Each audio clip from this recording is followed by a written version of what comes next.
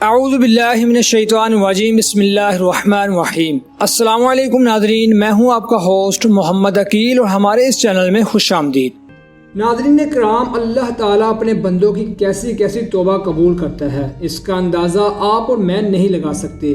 اللہ تعالیٰ ہر وقت یہی چاہتا ہے کہ میرا بندہ توبہ کرے اور میں اس کو معاف کر دوں۔ کوئی بندہ اس کے سامنے رات یا دن یا صبح کو توبہ کرے، اللہ تعالیٰ ہر وقت بخشنے کو تیار ہے، ہر وقت توبہ قبول کرنے کے لیے تیار ہے۔ ناظرین اکرام، ایک بہت ہی بڑے بزرگ حضرت سفیان ثوری رحمۃ اللہ علیہ اللہ تعالیٰ کے بہت نیک بندے تھے۔ وہ ایک مرتبہ سوئے ہوئے تھے، ان کو خواب میں ایک بزرگ کی زیارت ہوئی اور خواب میں اس بزرگ نے ان کو کہا کہ اے سفیان ثوری، تمہارے پڑوسی کا جنازہ ہے اور جاؤ تم اس کا جنازہ پڑھو۔ حضرت سفیان ثوری رحمۃ اللہ کا پڑوسی ایک بہت بڑا شرابی تھا، ہر وقت وہ شراب میں مگن رہتا تھا۔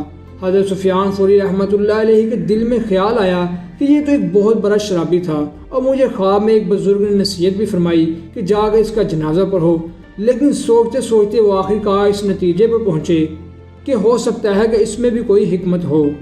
ناظرین اکرام، حضرت سفیان ثوری رحمۃ اللہ علیہ اس کے گھر والوں کے پاس گئے اور پوچھا کہ اس کی موت کی حالت بتاؤ، اور اس کی موت کس حالت میں آئی۔ اس کے گھر والوں نے بتایا کہ یہ بندہ بہت بڑا شرابی تھا اور بہت گناہ کرتا تھا، ہر وقت شراب میں مگن رہتا تھا، لیکن موت کی حالت میں اللہ تعالیٰ کے سامنے یہ ایک فریاد کر رہا تھا، اللہ تعالیٰ کے سامنے رو رہا تھا اور ایک بات کہہ رہا تھا۔ ناظرین اکرام، کیا کہہ رہا تھا کہ اے دنیا آخرت کے مالک، اس شخص پر رحم فرما جس کے پاس نہ دنیا ہے اور نہ آخرت ہے۔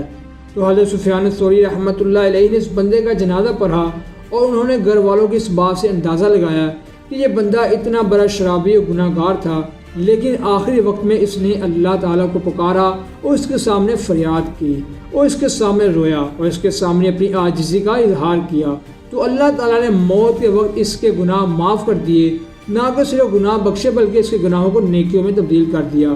اور اسی وجہ سے حضرت سفیان ثوری رحمۃ اللہ علیہ جیسے بزرگ کو خواب میں نصیحت کی گئی کہ ایسے آدمی کا جنازہ پڑھو۔ تو میرے دوستوں، بھائیوں اور بہنوں، اللہ تعالیٰ کی رحمت کتنی وسیع ہے۔ ایک بندہ جس نے اپنی ساری زندگی گناہوں میں گزاری اور آخری وقت میں اللہ تعالیٰ کو پکارتا ہے، تو اللہ تعالیٰ اسے مایوس بھی نہیں کرتا اور اسے خالی ہاتھ بھی نہیں بھیجتا اور اس کے تمام گناہوں کو بخش دیتا ہے، بلکہ گناہوں کو بخشنے کے ساتھ ساتھ گناہوں کی جگہ نیکیاں بھی لکھ دیتا ہے۔ ناظرین اکرام، اسی بات سے اندازہ لگائیں کہ ہمارا رب کتنا کریم ہے۔